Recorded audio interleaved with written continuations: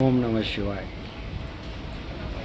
नागेन्द्रहाराय त्रिलोचनाय भस्मांडरागाय महेश्वराय नित्याय शुद्धाय दिगंबराय तस्मै नकाराय नमः शिवाय। आज मैं आप सभी को हरितालिका तीज व्रत कथा के बारे में एवं कथा को सुनाऊंगा।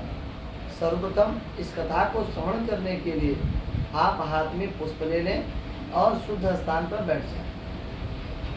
चूँकि हरितालिका तीज व्रत जो कथा है वो निर्जला रहा जाता है, बिना जल के इस व्रत का पूजन एवं पाठ किया जाता है। माताएं एवं कुंवारी कन्याएं उत्तम पति के लिए, माताएं अपने पति की दीर्घायु के लिए ये कठोर साधनाएं करती हैं। आपको बताता चलो, ये कथा भगवान शिव ने माँ जगदम्बा को सुनाया था।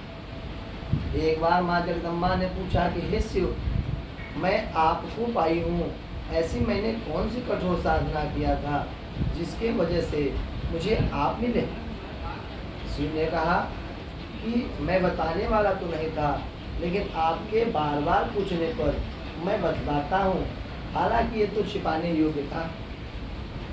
जिस प्रकार से ग्रहों में सूर्य सबसे उत्तम है, देवताओं में शिव, नदियों में गंगा, पर्वतों में हिमालय, पुष्पों में कमल, नक्षत्रों में पुष्प, उसी प्रकार से मैं जो बताने जा रहा हूँ ये व्रत बहुत उत्तम और बहुत योग्य है।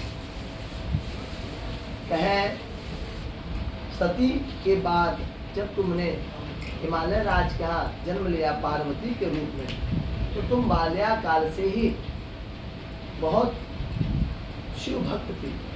बाल्याकाल में भी तुम मिट्टी के खिलौने नहीं बनाती थी, तुम मिट्टी से शिव का शिवलिंग बनाकर उन्हीं से खेला करती थी। तुम्हारे पिता हिमालय राज, हिमालय ऐसे पर्वत हैं जहाँ मणियों से भरा, रत्नों से भरा पुखराज, माणिक, स्फटिक आदि और सुंदर वृक्ष, लताएं और चंदन आदि के वृक्ष पाए जाते हैं।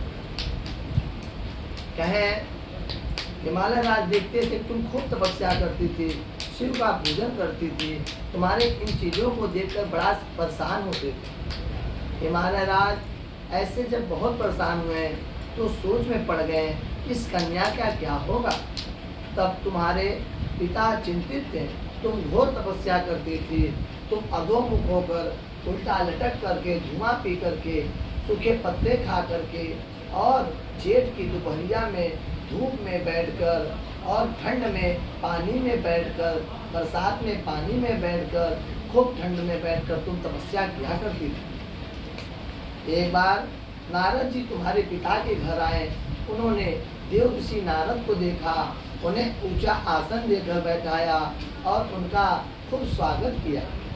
नारद जी से फिर प्रश्न किया, हे महाराज आप क्यों आए हैं।